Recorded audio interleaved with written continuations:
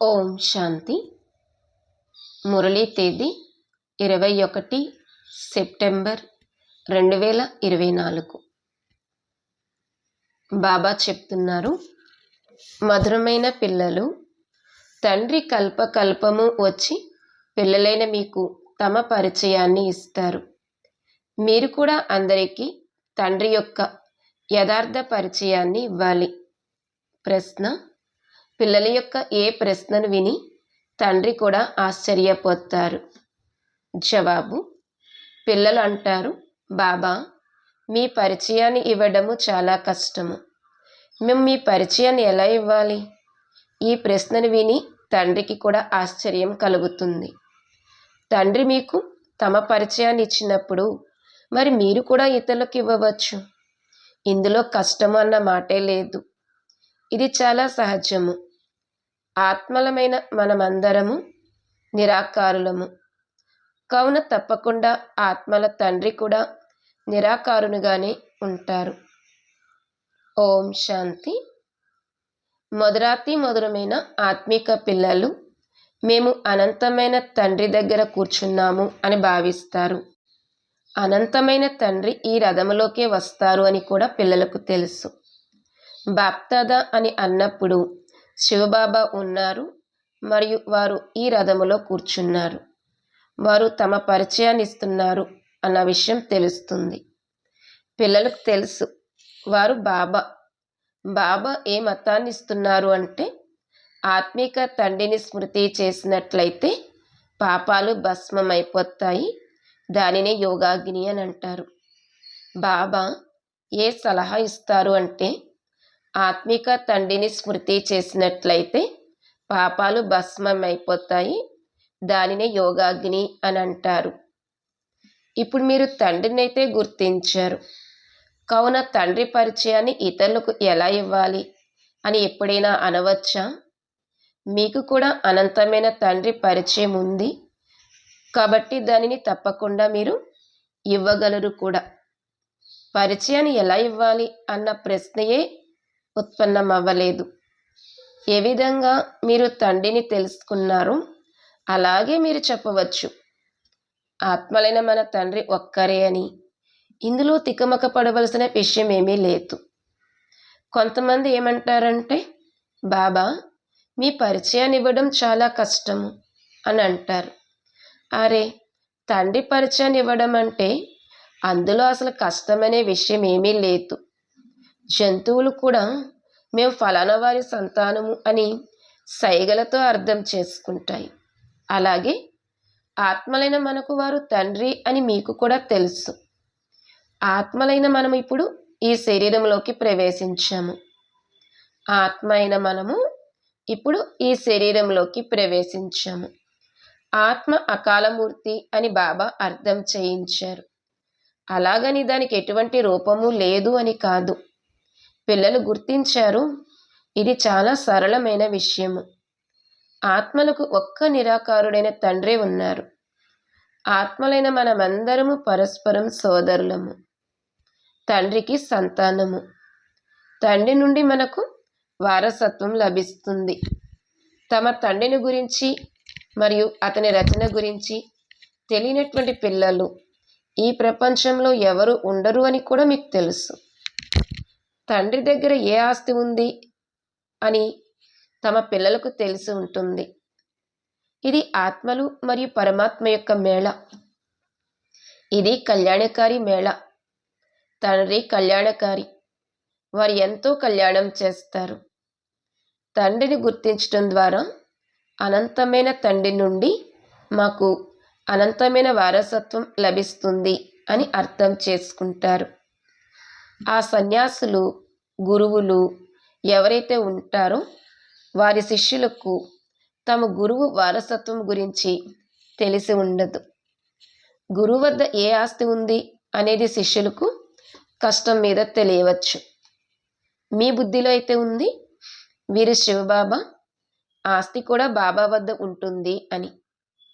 అనంతమైన తండ్రి వద్ద విశ్వరాజ్యాధికారమైన స్వర్గము అనే ఆస్తి ఉంది అని పిల్లలకు తెలుసు. ఈ విషయాలు పిల్లలైన మీ బుద్ధిలో తప్ప ఇంకెవరి బుద్ధిలోనూ లేవు. లౌకిక తండ్రి వద్ద ఏ ఆస్తి ఉంది అనేది వారి పిల్లలకే తెలుస్తుంది. మేం జీవిస్తూనే పారలౌకిక తండ్రికి చెందిన వారిగా అయ్యాము అని ఇప్పుడు మీరు అంటారు. వారి నుండి ఏం లభిస్తుంది అనేది కూడా మీకు తెలుసు. మనము మొదట శూద్ర కులంలో ఉండేవారము. ఇప్పుడు బ్రాహ్మణ కులములోకి వచ్చేసాము. బాబా ఈ బ్రహ్మ తనువులోకి వస్తారని, వీరిని ప్రజాపిత బ్రహ్మ అని అంటారని ఈ జ్ఞానం మీకు ఉంది. వారు అనగా శివుడు ఆత్మలందరి తండ్రి. వీరిని అనగా ప్రజాపిత బ్రహ్మను గ్రేట్ గ్రేట్ గ్రాండ్ ఫాదర్ అని అంటారు. ఇప్పుడు మనం వీరికి పిల్లలుగా అయ్యాము. శివబాబా గురించి వారు ఇంద్రజాలికుడు అని, అన్నీ తెలిసినవాడు అని అంటారు. వారు ఏ విధంగా రచన యొక్క ఆది మధ్యాంతాల జ్ఞానాన్ని ఇస్తారు అనేది కూడా ఇప్పుడు మీరు అర్థం చేసుకున్నారు. వారు సర్వాత్మలకు తండ్రి. వారిని నామరూపాలకు అతీతుడు అని అనడం అసత్యము. వారి నామరూపాలు కూడా గుర్తున్నాయి. రాత్రిని కూడా జరుపుకుంటారు. జయంతి అయితే మనుష్యులదే ఉంటుంది. శివబాబా యొక్క రాత్రి అని అంటారు. రాత్రి అని దేన్ని అంటారో పిల్లలకు తెలుసు. రాత్రి వేళలో ఘోర అంధకారము వ్యాపిస్తుంది. అజ్ఞాన అంధకారం ఉంది కదా. జ్ఞాన సూర్యుడు ఉదయించడంతో అజ్ఞానాంధకారము వినాశనం అవుతుంది అని ఇప్పుడు కూడా అంటూ ఉంటారు. కానీ దాని అర్థాన్ని ఏమాత్రము అర్థం చేసుకోరు. ఆ సూర్యుడు ఎవరు, వారు ఎప్పుడు ఉదయించారు, ఏమీ అర్థం చేసుకోరు. తండ్రి అర్థం చేయిస్తారు. జ్ఞాన సూర్యుడిని జ్ఞాన సాగరుడు అని కూడా అంటారు. అనంతమైన తండ్రి జ్ఞాన సాగరుడు. సన్యాసులు, గురువులు, పండితులు మొదలైన వారు తమను తాము శాస్త్రాల అథారిటీగా భావిస్తారు.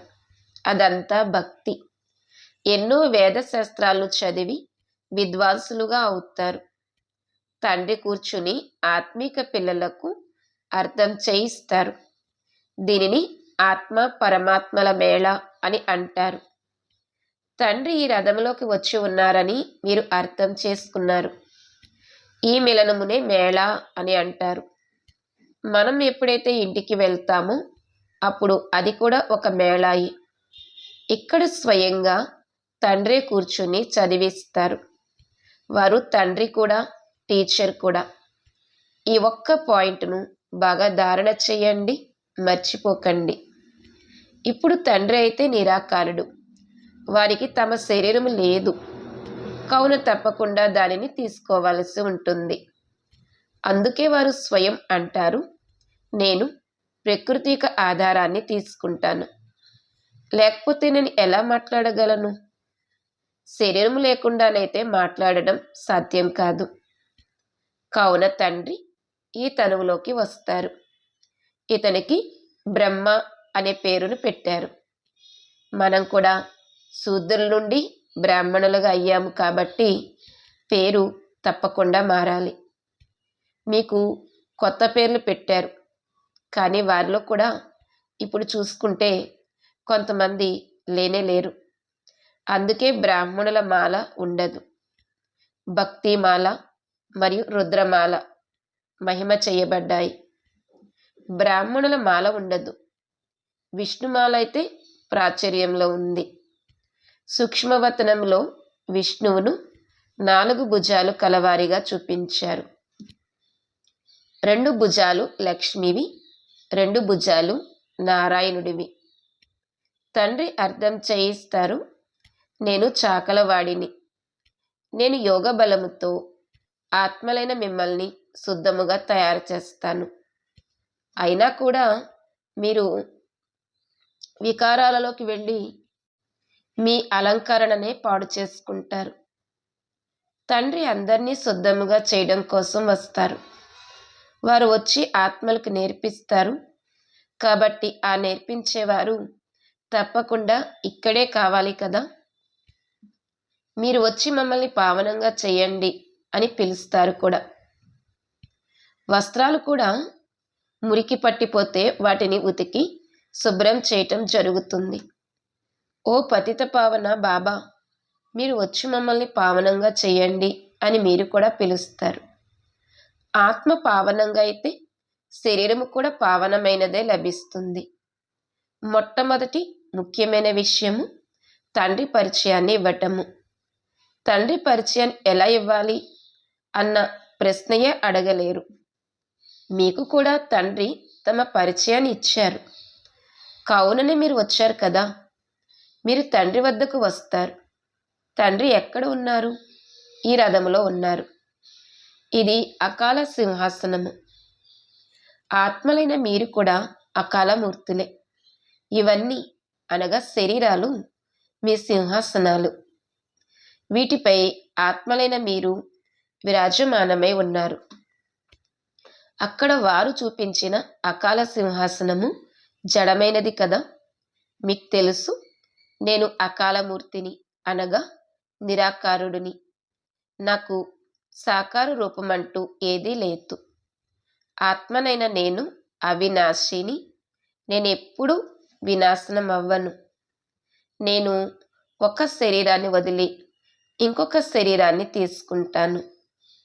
ఆత్మనైన నా పాత్ర అవినాశిగా నిశ్చితమై ఉంది. నేటికి 5000 సంవత్సరాల క్రితం కూడా మన పాత్ర ఇలాగే ప్రారంభమయ్యింది. 1 కాలము నుండి పాత్రను అభినయించేందుకు మనం ఇక్కడకు ఇంటి నుండి వచ్చాము. 1 నుండి పాత్రను అభినయించేందుకు మనం ఇక్కడకు ఇంటి నుండి వచ్చాము. ఇది 5000 సంవత్సరాల చక్రము. వారైతే లక్షల సంవత్సరాలు అని అనేస్తారు. అందుకే ఈ కొన్ని సంవత్సరాల విషయం వారి ఆలోచనలోకి రాదు. మేము తండ్రి పరిచయాన్ని ఎవరికైనా ఎలా ఇవ్వాలి అని పిల్లలు ఎప్పుడూ ఇలా అనకూడదు. ఇటువంటి ప్రశ్నలు అడిగితే ఆశ్చర్యం అనిపిస్తుంది. అరే, మీరు తండ్రికి చెందిన వారిగా అయ్యారు, మరి తండ్రి పరిచయాన్ని ఎందుకు ఇవ్వలేరు? మనమందరము ఆత్మలము. వారు మన బాబా. వారు సర్వుల సద్గతిని చేస్తారు. వారు సద్గతిని ఎప్పుడు చేస్తారు అనేది కూడా మీకు ఇప్పుడు తెలుస్తుంది. కల్పము యొక్క సంగమ యుగంలో వచ్చి సర్వుల సద్గతిని చేస్తారు. వారైతే ఇప్పుడు ఇంకా 40 సంవత్సరాలు ఉంది అని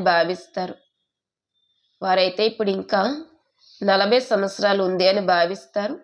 మరియు వారు నామరూపాలకు అతీతుడు అని ముందే అనేస్తారు. వాస్తవానికి నామరూపాలకు అతీతమైన వస్తువు అంటూ ఏదైనా ఉంటుందా? బాబా కల్పం యొక్క సంగమ యుగంలో వచ్చి సర్వుల సద్గతిని చేస్తారు. వారైతే ఇప్పుడు ఇంకా 40,000 సంవత్సరాలు ఉంది అని భావిస్తారు. మరియు వారు నామరూపాలకు అతీతుడు అని ముందే అనేస్తారు. వాస్తవానికి నామరూపాలకు అతీతమైన వస్తువు అంటూ ఏదైనా ఉంటుందా? రాయి రప్పలకు కూడా పేర్లైతే ఉన్నాయి కదా. తండ్రి అంటారు, మధురాతి మధురమైన పిల్లలు, మీరు అనంతమైన తండ్రి వద్దకు వచ్చారు. ఎంతమంది పిల్లలు ఉన్నారో తండ్రికి కూడా తెలుసు.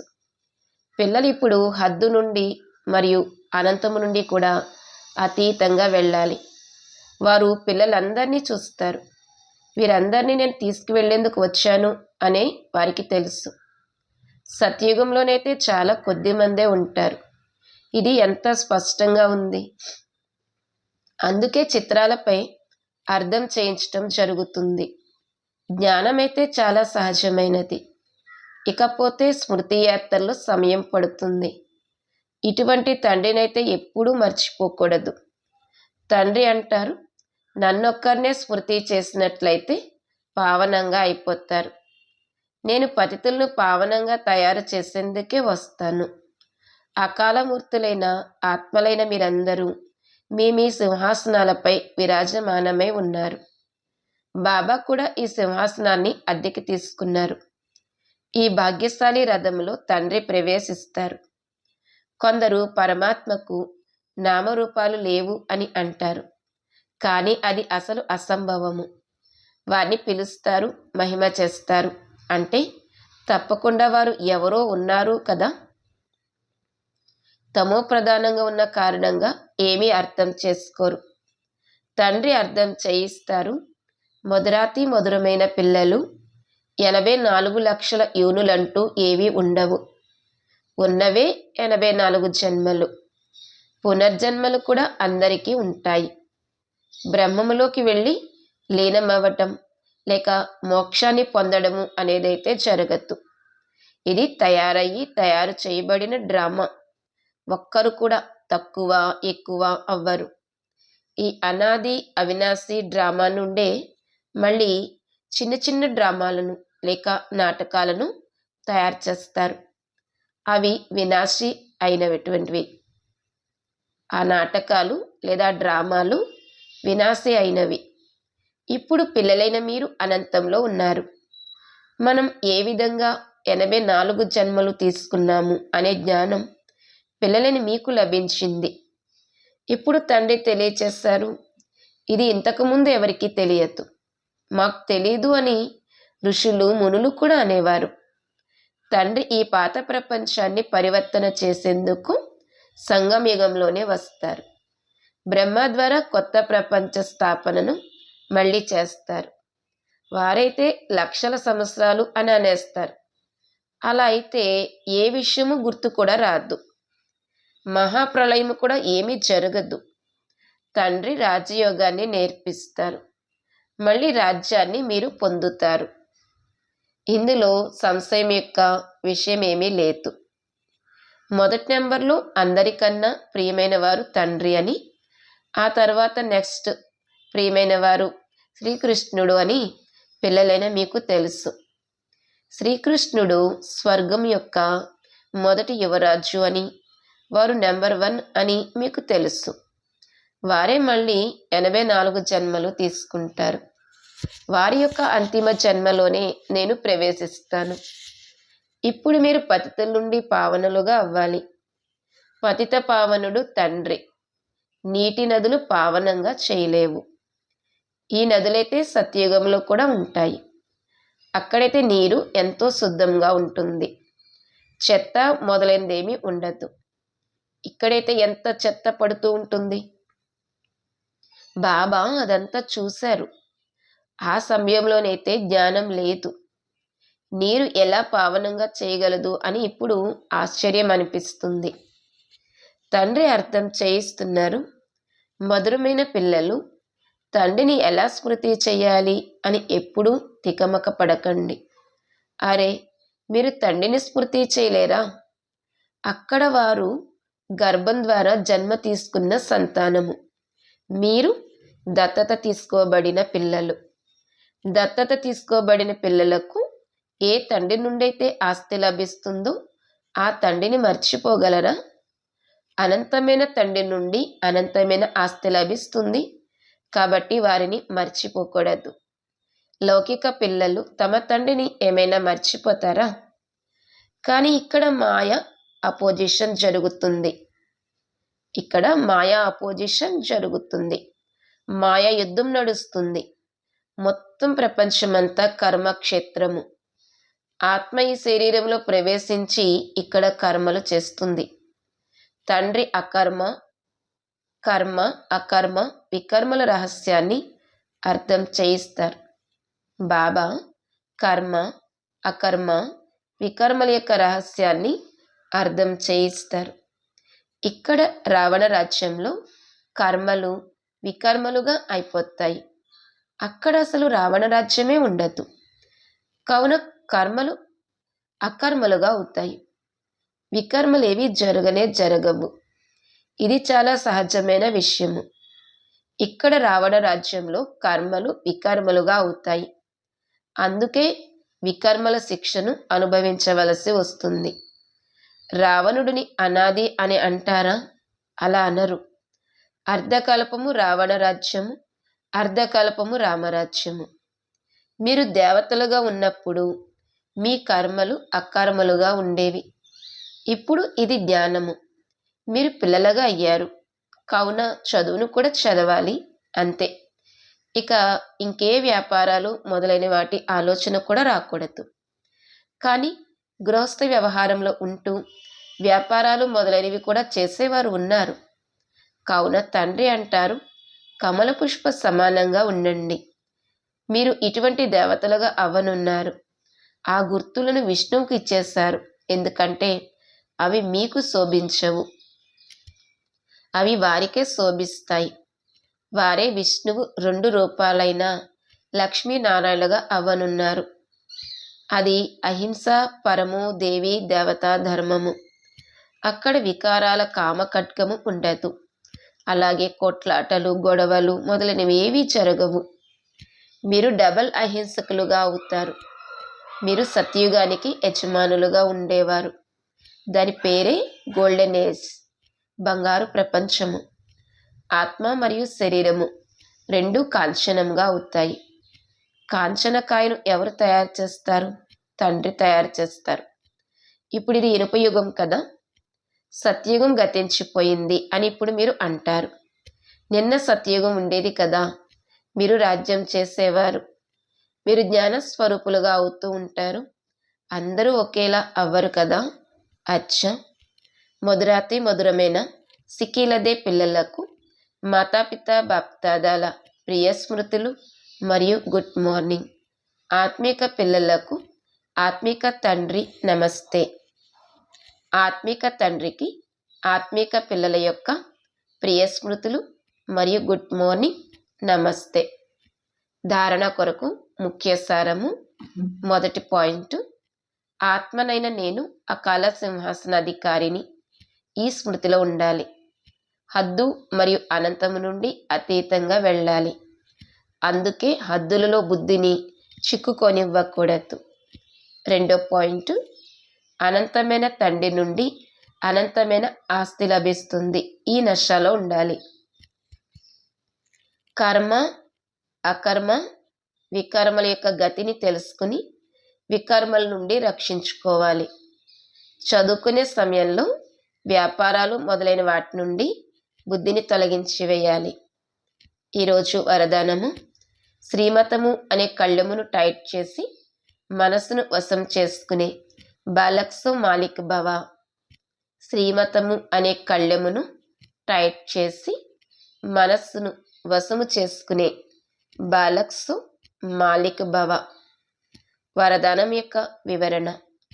ప్రపంచంలోని వారు ఏమంటారంటే, మనస్సు అనేది గుర్రం వంటిది, అది చాలా వేగంగా పరిగెడుతుంది అని అంటారు. కానీ మీ మనస్సు ఇటు అటు పరిగెత్తలేదు.